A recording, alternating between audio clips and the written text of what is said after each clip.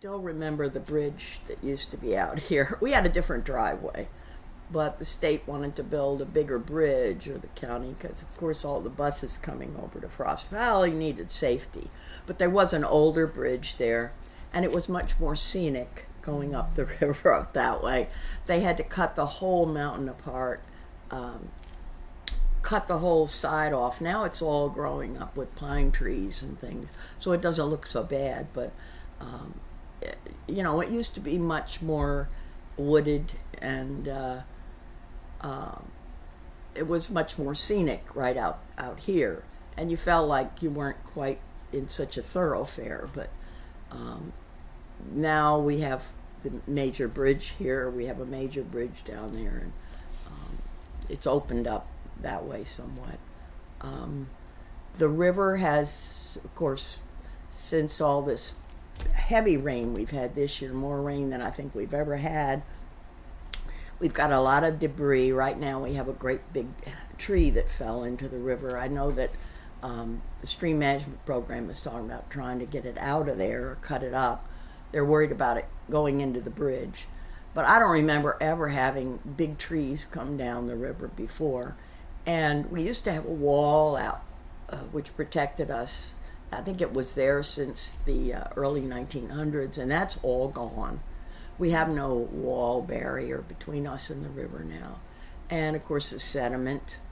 Our bank on the other side of the river is falling down. It's a high bank, probably 40 feet high.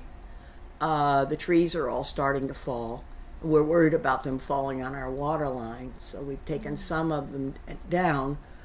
So this is all a new occurrence, as far as I can tell you, probably since 2011, when Hurricane Irene came through. Everything has changed. It's gotten worse. Wow. Which is a shame. And I don't see it getting any better with the way the planet is warming and the weather's changing all over. It came in the house and it washed all the porch furniture down the river. Just about. Yeah, you can see it on the floor. It's sloshed in here. But yeah, it's precarious. My nephew thinks the house will go float down the river in his lifetime, but I hope not.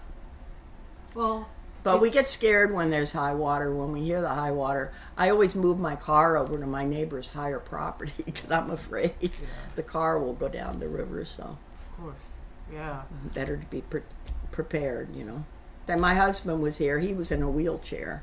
My husband Duke, he wasn't well, so they had to carry him out and put him across. We stayed in Anne Marie's mother's house for a little while until he went in the hospital. So it was difficult. Yeah. A lot of people suffered during that period. We did put in, years ago, they put in like $10,000 worth of big rocks out there to try to protect. Those are all washed in various places now. I don't think the owners are now my children, two of my sons and my niece and nephew, and they don't want to put any more money into it. It's a losing monetary venture. Every year they lose money on the place, so I'm very fortunate I get to stay here, and I do put in some money each month to live here, but they still end up having a deficit at the end of the year, so they don't really have the money to put in what would it take? I mean, I was told we'd have to raise up the house up higher, and that's just beyond capability. So I think we'll just use it as long as we can. And that's a very sad statement. But use it and enjoy it as long as you have it. That's the sentiment for our family, I think. No, I understand that.